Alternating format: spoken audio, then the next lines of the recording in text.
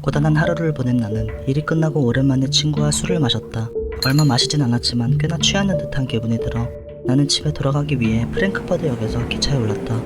지하철은 평소보단 한산했지만 원래 붐비는 노선인 만큼 금세 내 옆자리에도 한 젊은 남자가 앉았다. 그의 몸에서 불쾌한 냄새가 났다. 뾰족한 행색을 보니 아마 노숙자 같았다.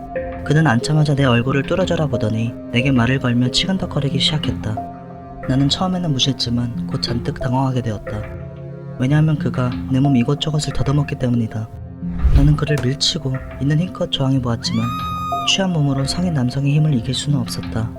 내가 소리를 지르자 그는 나를 폭행했다. 수분 동안 이어진 폭행에 시야가 흐려졌다. 시간이 지나고 폭행을 멈춘 후 내 상태를 가만히 보던 그는 그 다음 나의 바지와 윗옷을 마구 찢기 시작했다. 나는 공포에 질려 울부짖었다. 그리고 주변 사람들에게 도와달라는 신호를 보냈다.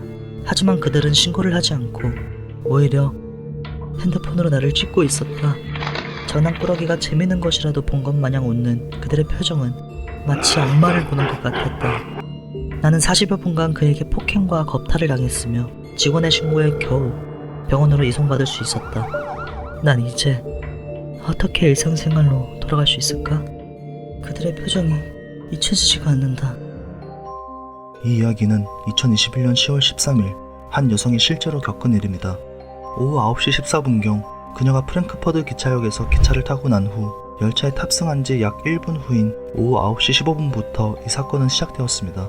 무려 23개의 역을 지나치는 약 45분의 시간 동안 그녀는 어떤 도움도 받지 못한 채 고통을 홀로 감당해야만 했습니다.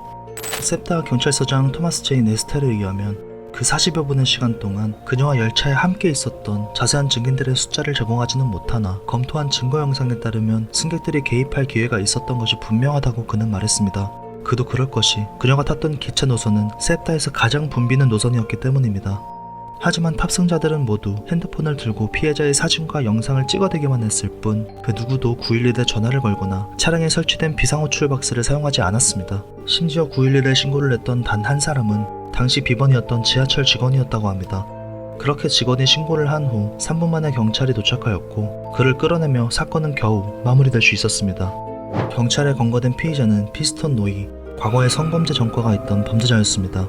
노이는 경찰에게 피해자와 원래 아는 사이였다며 합의된 성관계였다고 주장했습니다. 하지만 그녀의 이름을 물어보는 경찰에게 노이는 대답하지 못했습니다. 첫 번째로 심리학자와 같은 전문가들은 이 사건이 방관자 효과 때문에 벌어졌을 가능성을 제기했습니다. 방관자 효과란 주위에 사람이 많을수록 어려움에 처한 사람을 돕지 않는 현상을 뜻하는 심리학 용어입니다.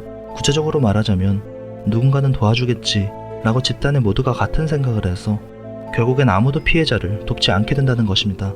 피해자가 사라져버리는 등 증언을 받지 못해 법적으로 자신이 피해를 볼까봐 자신과 관련이 없는 사람이라면 얽히지 않고 방관하는 것이 더 이득이라고 생각해 아무런 행동을 하지 않는 법리적 관점도 이에 포함됩니다. 두 번째로 남을 도와주다 문제가 생겨도 부어자를 처벌하지 않는다라는 법인 선한 사마리아인 법도 펜실베이니아주에 적용되지 않고 있었습니다. 방관자 효과의 법리적 관점과 함께 결합되어 부정적으로 작용될 수 있는 부분이었죠. 하지만 선한 사마리아인법이 적용되지 않고 있다거나 방관자 효과만으로는 이 사건을 설명할 수 없습니다. 범인과 몸싸움을 해 제압하는 등 직접적으로 도와주는 방법이 아니더라도 누구든 911에 신고해 간접적인 도움을 쉽게 줄 수 있는 상황이었기 때문입니다. 또한 피해자를 보고 웃으며 촬영까지 했던 사람들이기 때문에 어떻게 보면 공범이라고 할 수 있을지도 모릅니다. 결과적으로 자본주의 사회의 차가운 개인주의와 타인을 쉽사리 도와줄 수 없게 만드는 법적인 제도들, 그리고 남의 고통을 오락으로 소비하는 분위기가 팽배한 현대의 암적인 문화가 모두 한데 조합되어 벌어진 일이라는 것입니다. 흥미로운 건 우리나라도 사회의 도덕성을 높일 수 있는 선한 사마리아인법이 없으며 현재 개인주의 또한 자연스러운 일이 되어버렸고 인터넷만 잠시 보아도 알 수 있듯 남의 고통을 오락으로 소비하는 분위기가 팽배해 있다는 것입니다. 단순히 이 사건을 미국의 질 낮은 시민의식 때문에 생긴 일이라고 혹은 남의 일이라고 치부할 수 있을까요? 전 그렇게 생각하지 않습니다. 여러분은 어떻게 생각하시나요? 시청해주셔서 감사합니다.